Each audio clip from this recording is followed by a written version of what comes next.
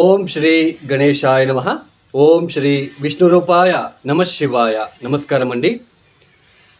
ఎవరైతే ఈ వీడియోని చూస్తున్నారో లైక్ చేయండి, షేర్ చేయండి, సబ్స్క్రైబ్ చేసుకోండి. మరియు ఈ ఒక వీడియో పైన మీ అభిప్రాయాలని కామెంట్ రూపంలో మాకు తెలియచేయండి. ముఖ్యంగా కుజ స్తంభనం గురించి ఈ ఒక వీడియోలో చెప్పుకుందాం. గోచారంలో కావచ్చు, అంటే ప్రాపంచిక విషయంలో కావచ్చు, తర్వాత ద్వాదశ రాశుల వాళ్ళకి ఎలాంటి ఒక ఫలితాలు వస్తున్నాయి అని తెలుసుకునే ప్రయత్నం చేద్దాం. ముఖ్యంగా కుజుడు ఒక ఇంటి నుంచి, అంటే ఒక రాశి నుంచి మరొక రాశికి మారడానికి కేవలం 45 రోజులు మాత్రమే తీసుకుంటాడు. అయితే ఈ ఒక 2024-25 సంవత్సరంలో స్తంభించబోతున్నాడు. అంటే ఒకే ఇంట్లోనే స్ట్రక్ అవ్వడం అనే అర్థం.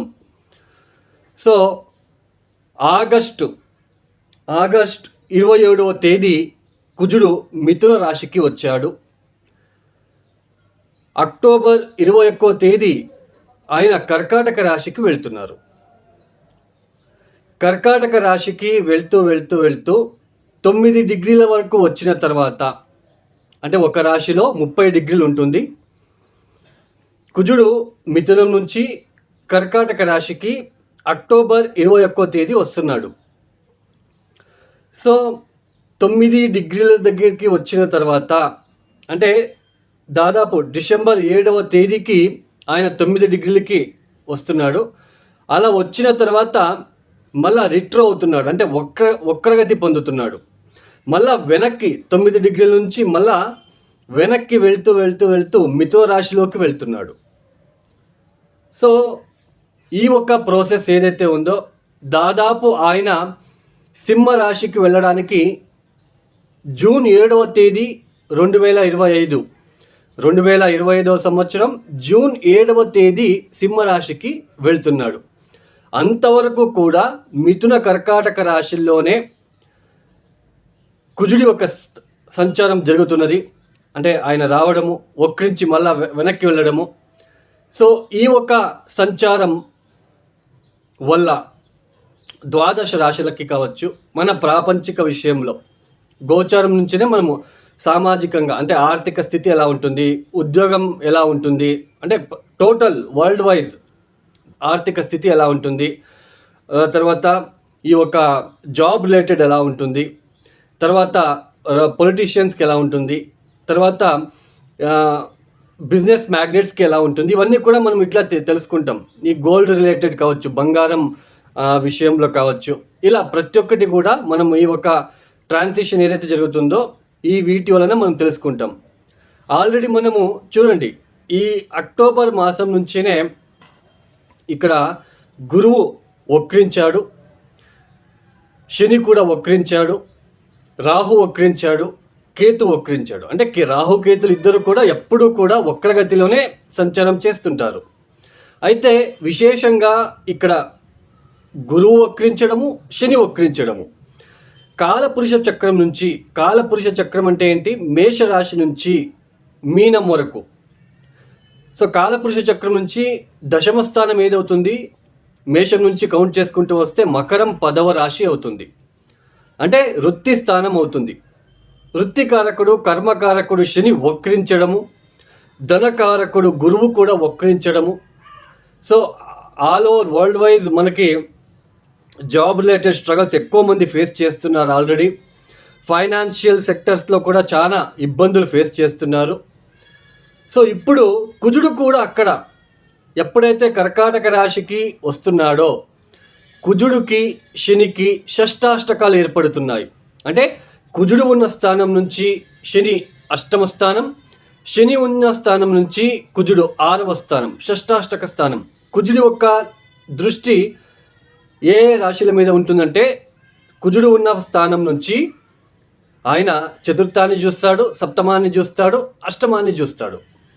అంటే కర్కాటక రాశిలో సంచారం చేసేటప్పుడు కుజుడి యొక్క దృష్టి అష్టమ స్థానమైన కుంభరాశిలో పడుతుంది. కాబట్టి గోచారములు ఎలా ఉంటుందంటే, సో ఇక్కడ ముఖ్యంగా ప్రమాదాలు ఎక్కువ అయ్యే సూచనలు ఉంటాయి. అది మిషనరీ ప్రమాదాలు కావచ్చు, రోడ్ యాక్సిడెంట్స్ కావచ్చు, ప్లేన్ క్రాషెస్ కావచ్చు,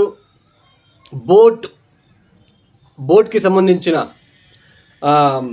ఈ యొక్క యాక్సిడెంట్స్ కావచ్చు, విద్యుత్ అవగడలు కావచ్చు, కెమికల్ రిలేటెడ్ ఫ్యాక్టరీస్ కావచ్చు, తర్వాత ఈ మనకి దీపావళి కూడా వస్తూ ఉంది, ధమాకాలు.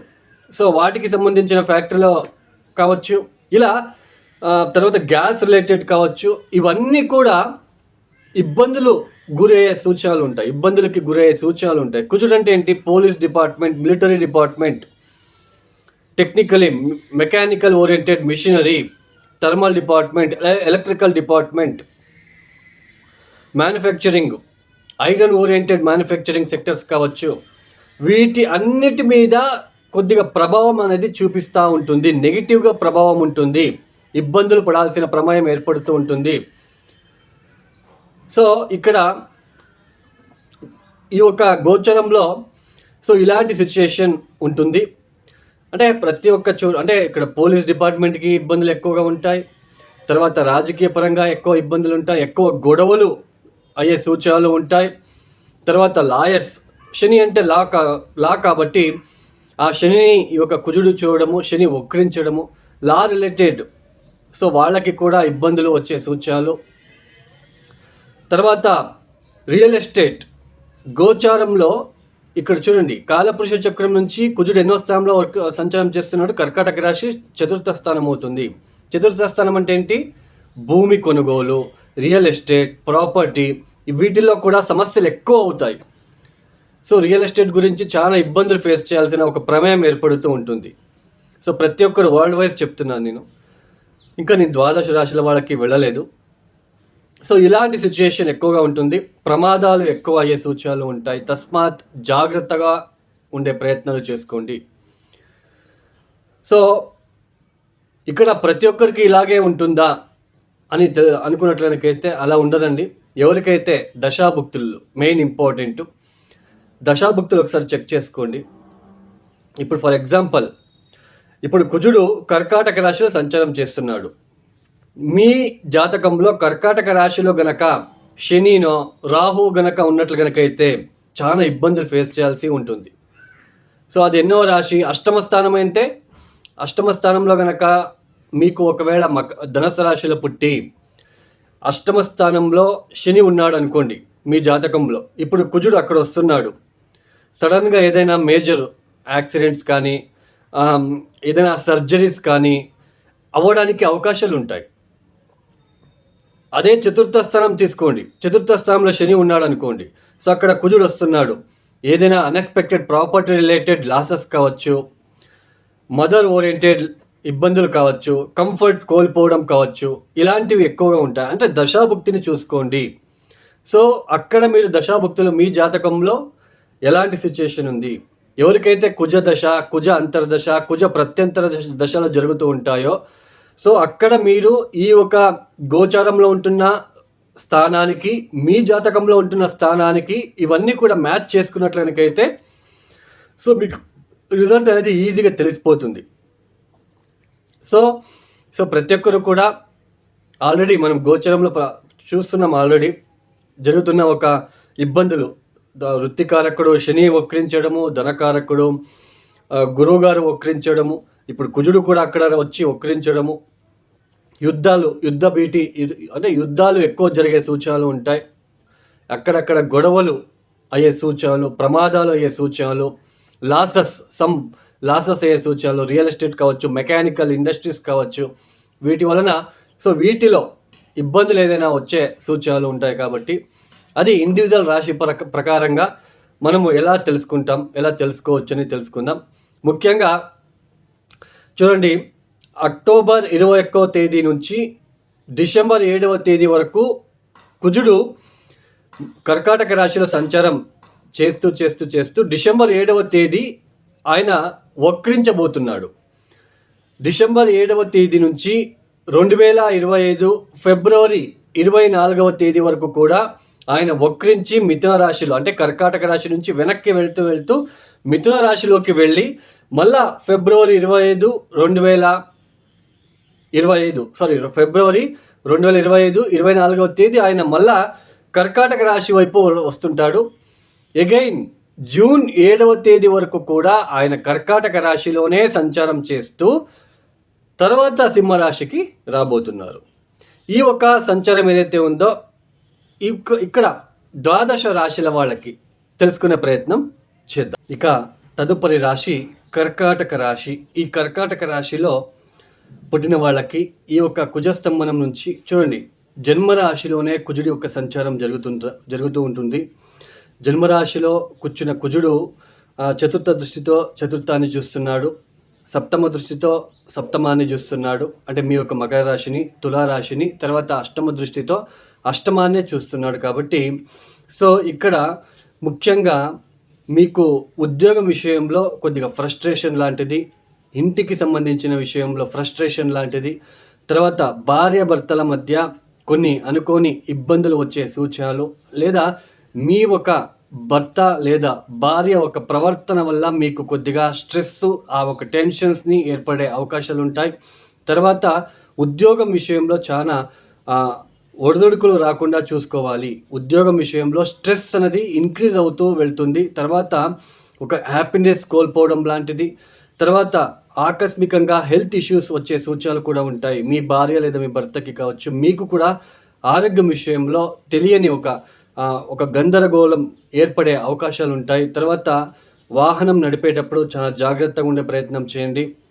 ఈ యొక్క సమయంలో స్టమక్ రిలేటెడ్ లేదా ఏదైనా శస్త్రచికిత్స లాంటిది ఏదైనా జరిగే సూచనలు కూడా ఉంటుంది. ఎందుకంటే కుజుడి యొక్క అష్టమ దృష్టి, అక్కడ అష్టమ స్థానంలో శని ఉండడం కూడా, ఇక్కడ కుజ శనులు ఎక్కడైతే ఉంటారో మీ జాతకంలో కనుక ఉన్నట్లయితే సమసప్తక దృష్టి కావచ్చు, ఒకే ఇంట్లో ఉన్నట్లయితే కొద్దిగా ఆపరేషన్స్ లేదా శస్త్రచికిత్స లాంటిది జరగడానికి అవకాశాలు ఉంటాయి. సో జన్మరాశిలో కూర్చున్న కుజుడి వలన ఇలాంటి టెన్షన్స్ ఏర్పడే సూచనలు ఉంటాయి. కాబట్టి సో హెల్త్ పరంగా కావచ్చు, ఫ్యామిలీ పరంగా కావచ్చు, జాబ్ పరంగా ఎక్కువ టెన్షన్స్ ఫీల్ అవ్వకుండా ఈ పీరియడ్ అంతా కూడాను చాలా జాగ్రత్తగా ఉండే ప్రయత్నాలు చేసుకోండి. లేదు అంటే కొద్దిగా ఇబ్బంది పడాల్సిన ఒక ప్రమేయం ఏర్పడుతూ ఉంటుంది. మీ ఒక కర్కాటక రాశి వాళ్ళకి పంచమాధిపతి కూడా అవుతున్నాడు. కాబట్టి సంతానం విషయంలో కూడా ఒక ఫ్రస్ట్రేషన్ లాంటిది ఏర్పడడానికి అంతే. ఇక్కడ ఏంటి అంటే ఇక్కడ చూడండి, పంచమాధిపతి దశమాధిపతి జన్మరాశిలో నీచపడము, అంటే మీ రాశిలోనే వచ్చి నీచపడుతున్నాడు. అక్కడ కూర్చొని చతుర్థాన్ని చూస్తున్నాడు, అష్టమాన్ని చూస్తున్నాడు, సప్తమాన్ని చూస్తున్నాడు. అంటే అటు అన్ని రకాలుగా మీకు టెన్షన్స్ అనేది ఉంటుంది. జాబ్ పరంగా టెన్షన్స్, ఫ్యామిలీ పరంగా టెన్షన్స్, సంతానం విషయంలో టెన్షన్స్.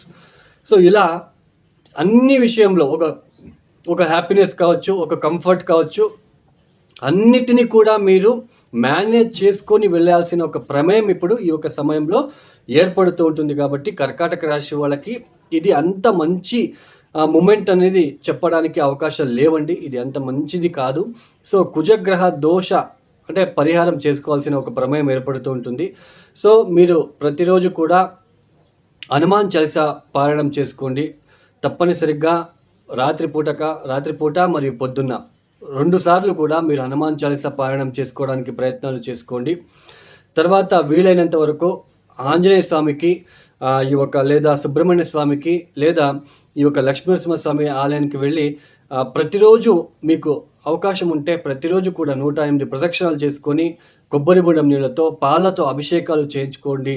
తర్వాత ఇక్కడ ముఖ్యంగా నవధాన్యాలని కూడా 9 రోజుల పాటు, లేదా మీకు ఇన్ని వారాలని మీరు చేసుకోండి, 9 వారాలు లేదా 9 రోజులు లేదా 18 రోజులు లేదా 27 రోజులు, ఇట్లా నవధాన్యాలని గుప్పెడు అన్నీ ఒక బౌల్లో నానబెట్టేసి ఉదయాన్నే ఆ నీళ్ళని తీసేసి బెల్లం కలిపి రోడ్ సైడ్ ఉంటున్న ఆకలితో ఉంటున్న ఆవులకి ఎద్దులకి తినిపించే ప్రయత్నాలు చేసుకున్నట్లయితే వచ్చే ఇబ్బందులు ఆ స్ట్రెస్ తగ్గడానికి అవకాశాలు ఉంటాయి. ఈ యొక్క వీడియో మీకు నచ్చితే లైక్ చేయండి, షేర్ చేయండి, సబ్స్క్రైబ్ చేసుకోండి. సర్వే జనో సుఖినో భవంతు. ధన్యవాదములు.